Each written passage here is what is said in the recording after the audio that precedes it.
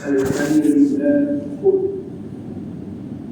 الحمد لله القائل يا أيها الذين آمنوا إن جاءكم فاسق بنبأ فتبينوا أن تصيبوا قوما بجهالة وتصبحوا على ما فعلتم نادمين. أشهد أن لا إله إلا الله وحده لا شريك له وأشهد أن سيدنا محمدا عبده ورسوله. اللهم صل وسلم على سيدنا محمد وعلى آله وأصحابه أجمعين. أما بعد فيا عباد الله اتقوا الله أوصيكم وإياي بتقوى الله فقد فاز المتقون. قال الله تعالى في كتابه العزيز يا أيها الذين آمنوا أطيعوا الله وأطيعوا الرسول وأولي الأمر منكم فإن تنازعتم في شيء فردوه إلى الله والرسول إن كنتم تؤمنون بالله واليوم الآخر ذلك خير وأحسن تأويلا. Wahai orang yang beriman, taatlah kamu kepada Allah dan taatlah kamu kepada Rasulullah dan kepada ulil amri yang orang-orang yang berkuasa daripada kalangan kamu. Kemudian jika kamu berbantah-bantah di perselisihan dalam sesuatu perkara, maka hendaklah kamu kembalikannya kepada kitab Allah Al-Quran dan sunnah Rasul. Jika kamu benar-benar beriman kepada Allah dan hari akhirat, yang demikian adalah lebih baik bagi kamu dan lebih elok dalam kesudahan. Tidak jemaah dari rahmat Allah sekalian, marilah kita meningkatkan ketakwaan kita kepada Allah Subhanahu Wa Taala dengan bersungguh-sungguh melaksanakan segala perintahnya dan meninggalkan segala larangan. Mudah-mudahan kita mendapat rahmat dan keberkatan hidup di dunia dan di akhirat. Khutbah pada hari ini akan menyentuh berkenaan tajuk memelihara masalah agama melalui tauhid. Jadi mana rahmat Allah sekalian? Sayyidina Mu'adz bin Jabal radhiyallahu anhu adalah merupakan salah seorang daripada sahabat Rasulullah sallallahu alaihi wasallam yang bijaksana dan mahir berkaitan dengan ilmu hukum hakam Islam. Ketika risalah Islam tersebar dengan meluas di seluruh wilayah Arab, Rasulullah sallallahu alaihi wasallam ingin menghantar salah seorang daripada sahabat baginda ke negeri Yaman bagi juga memimpin dan mengajar orang-orang Islam di sana. Maka Rasulullah sallallahu alaihi wasallam telah memanggil Sayyidina Mu'adz bin Jabal bertanya beberapa soalan untuk menguji bagaimana beliau ingin mengeluarkan sesuatu. Hal ini bagaimana yang disebutkan di dalam sebuah hadis yang diriwayatkan daripada Al-Harith bin Amr radhiyallahu anhu yang benar. Rasulullah sallallahu alaihi wasallam bertanya, dengan apakah kamu akan berhukum? Maka Mu'adz menjawab, aku akan berhukum dengan apa yang terdapat di dalam kitab Allah. Baginda bersabda, sekiranya ia tidak terdapat di dalam kitab Allah, maka Mu'adz menjawab, aku akan berhukum dengan sunnah Rasulullah sallallahu alaihi wasallam. Baginda bertanya lagi, sekiranya tidak terdapat di dalam sunnah Rasulullah sallallahu alaihi wasallam, Mu'adz menjawab, aku akan berijtihad dengan pendapat. Maka Rasulullah sallallahu alaihi wasallam, segala puji bagi Allah yang telah memberikan kebaikan kepada utusan Rasulullah sallallahu alaihi wasallam. Hadis riwayat Imam Muslim. Kisah yang berlaku di antara Rasulullah sallallahu alaihi wasallam dan Sayyidina Mu'adz bin Jabal ini adalah merupakan satu panduan dan semangat yang sangat besar kepada umat Islam. Rasulullah SAW telah menguji kelayakan Sayyidina Mu'adz dan menyampaikan dakwah walaupun baginda mengetahui kemampuan ilmu yang dimiliki oleh sahabat baginda. telah berpuas hati dengan jawapan daripada Sayyidina Sayyidina Muhammad, maka baginda pun mengucapkan rasa syukur kepada Allah dan memutuskan beliau untuk menjadi syirik wakil baginda di sisi yang. Menurut sisi ini juga Rasulullah SAW mendidik kita supaya memerhatikan daripada setiap sesuatu bahagian dalam ilmu agama itu harus diambil dan dipelajari. Adakah ilmu agama itu boleh diambil daripada mana-mana orang yang dasarnya yang dirasakan layak dan hanya dengan kemasyhuran atau gelaran dan pangkat yang dimiliki? Atau agama itu pula dibiarkan? Atau agama itu boleh dibiarkan diambil daripada mana-mana orang yang tidak diketahui latar belakang kelayakannya? Semua ini adalah merupakan perkara yang penting untuk kita lihat di dalam kehidupan berhari. Begitu juga ketika menerima apa-apa juga berita dan perkhabaran yang sampai kepada kita. Wajarnya sebagai umat Islam kita wajib melakukan tabayun atau mencari kepastian di dalam sesuatu berita yang disampaikan. Hal ini supaya kita tidak tersalah sangka dan membuat keputusan yang salah dalam kehidupan.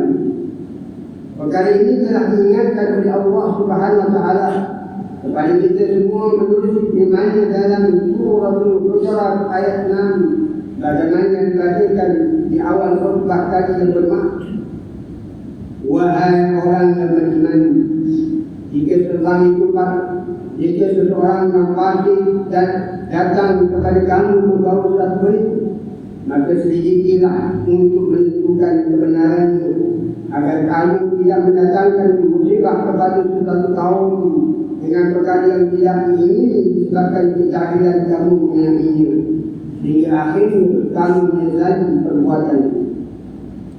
Muslimin yang dirahmati Allah sekalian, adalah menjadi tanggungjawab ulil amri ataupun pihak berkuasa untuk memastikan hal-hal yang berkaitan dengan agama Islam ini dipelihara dan dijaga dengan baik. Keputusan pihak berkuasa agama untuk meletakkan syarat awliyah dan kebenaran mengajar kepada mana-mana orang yang berhasrat untuk mengajar agama Islam di negeri ini adalah merupakan ruh yang diambil daripada contoh perjalanan dakwah Rasulullah SAW dan para sahabat. Rasulullah SAW sendiri adalah insan yang sangat teliti ketika ingin menghantar Sayyidina Mu'adz ke negeri Yaman, walaupun baginda sangat ragu mengenai keilmuan sahabat baginda. Maka sebab itulah setiap orang yang ingin menyampaikan ilmu agama perlu melalui beberapa proses tapisan untuk melihat kelayakan, kemahiran, kemampuan dan penguasaan ilmu sebelum diberikan tahu. Ini Johor ini, urusan mengajar dan mempersyaraan agama Islam telah diletakkan di bawah bidang kuasa Majlis Agama Islam di Johor.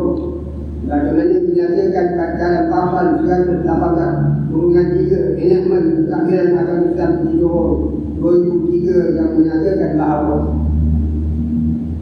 majlis tidaklah mempunyai kuasa untuk memberikan tauliah bagi maksud pengajaran agama Islam atau apa-apa perkara tentang agama Islam dan untuk menarik balik tauliah itu.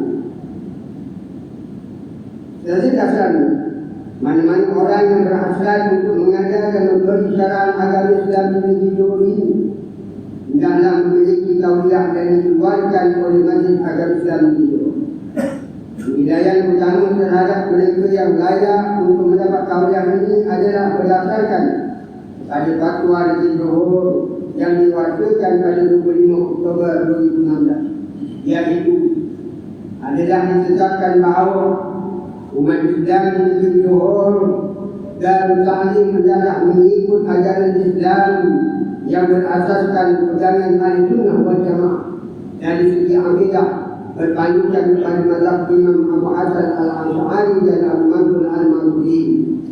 Sedangkan berpandukan kepada mazhab Imam Syafi'i, walau bagaimanapun tiga mazhab yang mengkabar iaitu Hanafi, Maliki, anggaran boleh diurut dan digunakan dan dalam menyelesaikan masalah-masalah tertentu. Dan dari segi tasawuf hendaklah berpegang kepada Imam Junaidi Al-Baghdadi dan Imam Al-Ghazali. Walau bagaimanapun, ia tidak bertentangan dengan mazhab Ahlussunnah. Ia tidak bertentangan dengan mazhab Ahlussunnah wal Jamaah. Tidak jemaah yang dirahmati Allah sekalian. Sesungguhnya keperluan untuk seorang itu mempunyai tauliah bukanlah bertujuan untuk menghalang atau menyusahkan pembelajaran agama. Sebaliknya, ia adalah merupakan langkah pengawalan bagi memenuhi maqasid syar'iyyah dari segi memelihara agama Islam, iaitu hifdzul din. Keperluan untuk memelihara agama Islam pada zaman ini adalah merupakan perkara yang sangat penting, lebih-lebih lagi pada zaman yang terus canggih. Walaupun pada hari ini manusia sangat mudah untuk mendapatkan apa juga maklumat melalui pelbagai sumber, namun ingatlah bagi tujuan belajar dan mengajar ilmu agama, kita harus mendahulukan mana yang lebih utama di samping memelihara adat ini. Syarat-syarat yang ditetapkan oleh pihak berkuasa agama ini adalah amat penting supaya tidak berlaku penyebaran ajaran yang bertentangan dengan amalan di agama umat Islam di negeri ini ataupun berlakunya penyelidikan. Ulama hadis seperti Imam Muslim sendiri pernah menukilkan bagaimana dalam pendahuluan kitab sahihnya kata-kata yang masyhur daripada seorang ulama, yaitu Muhammad bin Sirin, yang bermaksud, sesungguhnya ilmu yang dipelajari ini adalah agama. Maka kamu lihat daripada siapa kamu mengambil agama kamu. Menurut ilmu kesalahan yang saya ambil di Johor tahun 1997 menyatakan bahawa mereka yang melanggar pasal 11, yaitu mengajar apa-apa perkara yang berhubung dengan agama Islam tanpa tauliah boleh dikenakan denda tidak melebihi RM5,000 atau dipenjarakan selama tempoh tidak melebihi 3 tahun atau kedua-duanya sekali.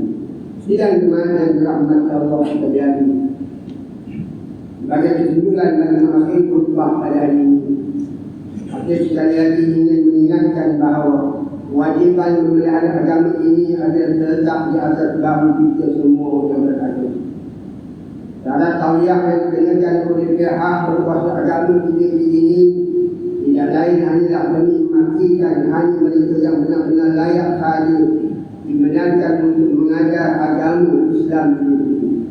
Tindakan ini juga mampu untuk mencegah pihak yang bertanggung daripada pegangan ahli sunnah wal jamaah dan seterusnya mengelak daripada menimbulkan suasana yang tidak tenteram, berunsur pecah belah dan melanggar amalan beragama yang telah sekian lalu diamalkan dalam masyarakat ini. Sesungguhnya niat yang baik juga memerlukan pelaksanaan yang baik di samping keazaman untuk menyampaikan risalah ilmu dengan penuh damai dan aman. Semoga kerjasama dan persepahaman yang berat daripada semua pihak mampu untuk menjadikan majlis ilmu agama di negeri ini sumber dan membawa kebaikan kepada semua dan bukannya menjadikan pintu fitnah. Allah Subhanahu Wa Taala menetapkan manusia supaya menyeru kepada agama dengan cara yang baik, lemah lembut, penuh hikmah dan tanpa kekerasan. Hal ini bagaimana menerusi ayat 33 dalam surah Al-Fussilat yang berbunyi, وَمَنْ أَحْسَنُ قَوْلًا مِّمَّنْ دَعَا إِلَى اللَّهِ وَعَمِلَ صَالِحًا وَقَالَ إِنَّنِي مِنَ الْمُسْلِمِينَ. Yang bermaksud, dan tidak ada yang lebih baik perkataannya daripada orang yang menyeru kepada Allah, menyesuaikan dan mematuhi perintahnya, dan dia sendiri mengajarkan amalan yang saleh sambil berkata, sesungguhnya Sesungguhnya aku adalah dari orang Islam yang berserah penuhnya kepada Allah.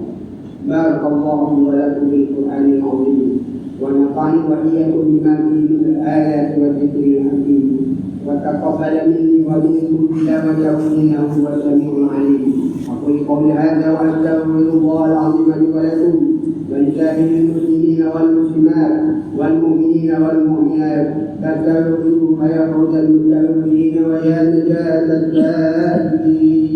آمين يا مغفر الطائعين وفقنا لطاعتك أجمعين وتب علينا وعلى المسلمين واغفر لنا من يقول أستغفر الله العظيم أستغفر الله. الحمد لله حمدا كثيرا كما أمر. أشهد أن لا إله إلا الله وحده لا شريك له إقرارا بربوبيته ورحمة من تحت به وارتضاه. وأشهد أن سيدنا محمدا سيد البشر صلى الله عليه وسلم على سيدنا محمد وعلى آله وصحبه ما اتصلت عنه بنظر وحده خبره. أما بعد فيا عباد الله اتقوا الله فيما أمر وانتهوا عما نهاكم عنه وزجر. Wahai Allah, ingatlah bahawa dunia ini adalah tempat tumpangan untuk sementara. Akhirat itulah sebenarnya tempat yang kekal untuk selama-lamanya. Oleh itu marilah kita bertakwa kepada Allah untuk mendapatkan kebahagiaan, untuk menyelamatkan diri dari kesusahan akhirat. Allah berfirman di dalam surah Al-Ahzab ayat 26, Inna Allah wa malaikatahu yusalluna 'alan nabi ya ayyuhallazina amanu sallu 'alaihi wa sallimu taslima. Sesungguhnya Allah dan malaikatnya bersolawat memberi segala penghormatan dan kebaikan kepada Nabi Muhammad sallallahu alaihi wasallam. Wahai orang yang beriman, salawat kamu kepadanya, mengucapkanlah salam jaga dengan penghormatan yang sepenuh. Allahumma shalli wa sallim ala sayyidina Muhammad wa ala ali sayyidina wa maulana Muhammad. Marilah kita bermohon kepada Allah Subhanahu wa taala. Semoga Allah meridai khalifah Rasulullah sallallahu alaihi wasallam, yaitu Sayyidina Abu Bakar As-Siddiq radhiyallahu anhu, Umar bin Khattab radhiyallahu anhu, Uthman bin Affan radhiyallahu anhu, dan Sayyidina Ali bin Abi Thalib radhiyallahu anhu, dan para sahabat yang berjuang menegakkan agama Allah yang Maha Suci radhiyallahu anhu. Seterusnya kepada saudara dunia kita Hamzah bin Abbas radhiyallahu anhu, kemudian juga bagi Sayyidina Hasan dan Husain radhiyallahu anhu, istri bagi Sayyidatina Fatimah Zahra dan Sayyidatina radhiyallahu anhu, istri bagi Sayyidatina Khadijah, Sayyidatina Aisyah dan Sayyidatina radhiyallahu anhu, dan keluarga para sahabat itu sahabat radhiyallahu anhu yang menuruti mereka sudah semakin hingga hari kiamat. Allahumma ighfir lil muslimina wal muslimat wal mu'minina wal mu'minat al ahya'i minhum wal amwat. Ya Allah, ampunilah sekalian kaum muslimin dan muslimat, mukminin dan mukminat sama dia masih hidup ataupun yang telah meninggal. Ya Allah, jadikanlah akidah kami yang berlandaskan akidah al-sunnah wal jamaah, aliran al-asy'ariyah dan al-maturidiyah. Ya Allah, lindungi, jauhi dan selamatkanlah hatulah diri kami ini, zuriat keturunan kami, keluarga kami dan umat Islam keseluruhan, dan pada penduduk balak dan bencana, wabak dan penyakit dan bahaya kesusahan dan Ya Allah, berikanlah kemuliaan dan kesejahteraan pada mereka yang berjihad dan menafkahkan harta di jalan seperti pembayar zakat, wakaf dan pembangun. Ya Allah, berikanlah taufik dan hidayah, kekuatan, kesejahteraan dan pertolongan kepada ketua-ketua negara Islam dan sahaja-sahaja. Akhirnya kepada amalkanlah hadis dari syariat kita dan dibantu kebaginda yang di-Quran Agung Sultan Ibrahim bin Abdul Al-Mahmud Sultan Iskandar. pada selipat juga bagi kerajaan yang paling memajukan Agung dan dari Sufyan di Al-Maqam Sultan Indonesia pada Tuku Mahfud dan Ismail bin Sultan Ibrahim Pemangku Sultan Johor dan Tingkuan Mahfud Halidah Johor Tengku Iskandar bin Tengku Ismail dan Jumlah Johor putra-putra dan putrinya kerabat-kerabat kerajaan dan rakyat sekalian. Allahumma a'inna al-Islam wal muslimin واخذل التبرع والمبتدع والسيئة والمشركين وكل من هو عن الدين اللهم بارك هموم المسلمين واقضنا عن المدين وسن خلاص المهمومين واجعل هذا البلد آمنا مطمئنا رخيا وسائر بلاد المسلمين آمين يا رب العالمين. اللهم اكن بالسلام والعافية لنا ولعبيدك وعبيدك الحجاج والهداة والمسلمين ببابك وبحرك وجهك من أمة محمد أجمعين. اللهم أدخلنا وذرياتنا واغفرنا وقنا الجنة مع الأبرار يا عزيز يا غفار يا رب العالمين. ربنا هب لنا من أزواجنا وذرياتنا قرة أعين واجعلنا للمتقين إماما. ربنا اغفر لنا ولإخواننا الذين سبقونا بالإيمان ولا تجعل في قلوبنا غلا للذين آمنوا ربنا إنك رؤوف رحيم.